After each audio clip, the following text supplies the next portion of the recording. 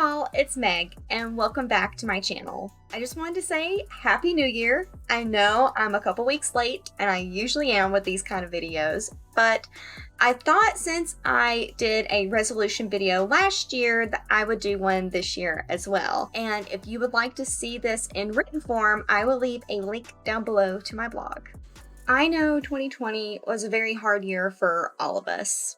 And I know I'm not alone when I say that I hope 2021 is kinder and better than 2020. I know we're not quite out of the woods yet with the ongoing current event. I don't want to say what it is because we're not going to talk about anything negative in today's video. So I'm choosing to look forward to 2021 and hoping for the best. With that said, I want to go over some of the resolutions I have for my blog and my YouTube channel for 2021. The very first thing I have on my resolution list is to rebrand my blog. I've been thinking about this since last September. I feel that I've grown out of the name A Geeky Gal, but I haven't quite figured out what name feels like me, especially with an ever-changing life.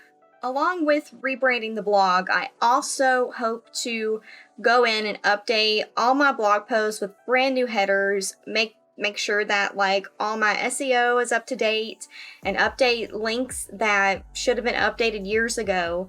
So I do have that on my resolutions as well. For the blog, I also would like to write at least one think piece on a video game. I have had Rule of Rose on my mind for forever, and I've already done a Let's Play playlist for my channel, and I really want to write a long blog post about everything that Rule of Rose makes me feel and not just a standard review. I would also like to reach 2,000 followers on WordPress, but I'm not obsessing over the numbers this year. I feel that even if I did reach 2,000 followers, the more important part of writing on my blog is to connect to people. So it'd be great if I reach 2,000, but I'm not going to be heartbroken if I don't make it this year. As for YouTube is a little different because it's very easy for me to sit down and write a blog post. It's much more difficult for me to record YouTube videos as much as I would like. Because I was able to meet my goal last year of 2 videos a month, I decided to up that to 3 videos a month, and I'm also including a sit-down, chatty video at least once every 2 months. I also want to invest in better equipment for the YouTube channel, as well as the possibility of streaming. I know I haven't really talked about that much, but I am considering the possibility of streaming on Twitch. And if you would like to see me stream on Twitch, my name is meggsngrits on Twitch as well. As far as upgrading the setup, I actually got really lucky. My husband got me a wonderful, brand new, beautiful ring light as a part of my Christmas presents. So I am already pretty much crossing that off the list at this point.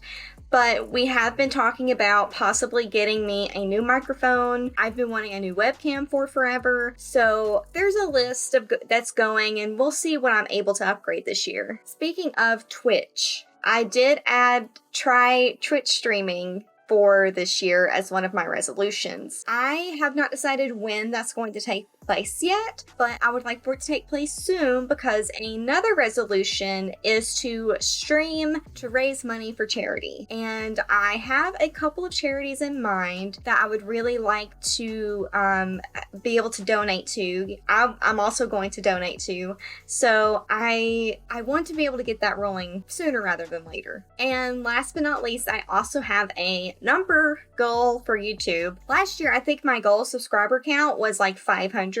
Obviously, I did not meet that goal. I think that goal was a little too lofty for the kind of content I put out. So this year I'm shooting for 300, which will double what I ended the year with. And we're already kind of working towards that. That would be basically doubling my sub count from last year. But I think it's much more doable than the 500 I had hoped for last year. Now for personal resolutions. This year I went for something a little different, especially because 2020 2020 has affected my life and my mental health so much, and I've definitely realized I have different priorities in my life than what I was focusing on last year. So these resolutions are going to kind of be out of the box for me. May not be out of the box for you, but it's definitely out of the box for me. My first goal for the year is to create a vision board. And I don't know if you guys kind of know what that is, but basically a vision board is something that visualizes your goals. And you can do this with a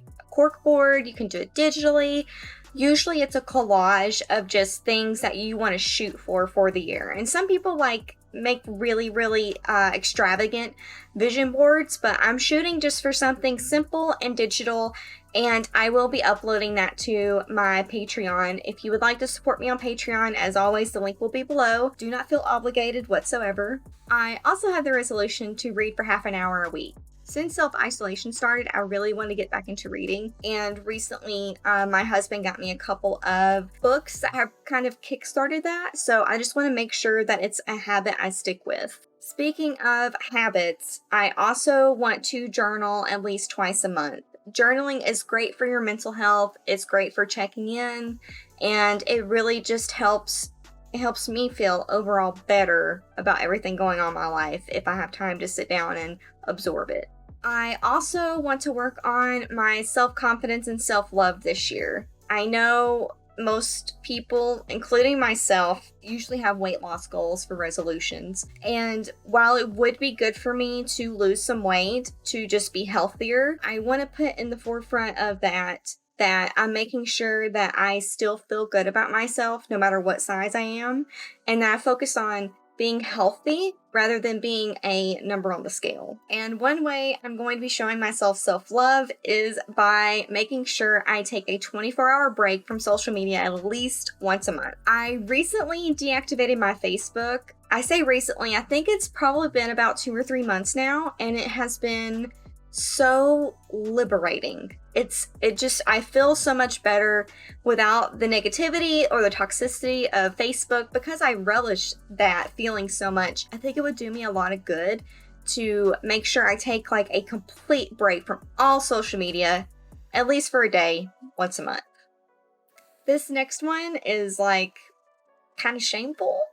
I feel kind of guilty about talking about this resolution, considering I game on my channel, I talk about games on my blog, but like everybody else, I have a backlog, and there are 2 games that I really want to finish this year, and so I did make a resolution to finish 2 games from my backlog for 2021. Like most people, Alec and I had to cancel all of our travel plans in 2020, and we were really upset about having to do that, and it's completely valid to be sad about the unfulfillment of your plans, your trips, your vacations, seeing family. It's completely valid to feel that sadness. So I did add on my resolutions this year to plan a trip depending upon where we are in the world at that point in time. Even if it's something like just planning the trip for 2022, I would gladly cross this off my resolutions if that's something that's even a possibility this year. Along with my 24-hour social media break,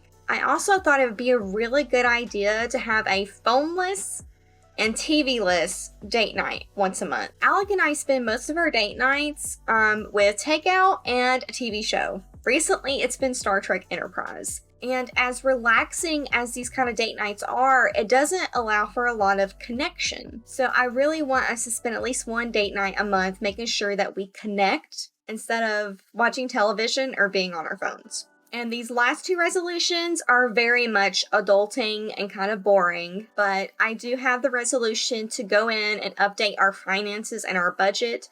We recently purchased a home. I'll also make sure to link that blog post down below if you would like to find out how we purchased our home during current events. But because of that, obviously our budget and our finances have changed, and I need to go back in and give that good look, make sure that we're actually where we're supposed to be at. And of course, my last one is to get my documents in order. And what I mean by documents is like making sure life insurance is up to date, creating a will, that kind of adult documents that is really boring. Nobody wants to talk about.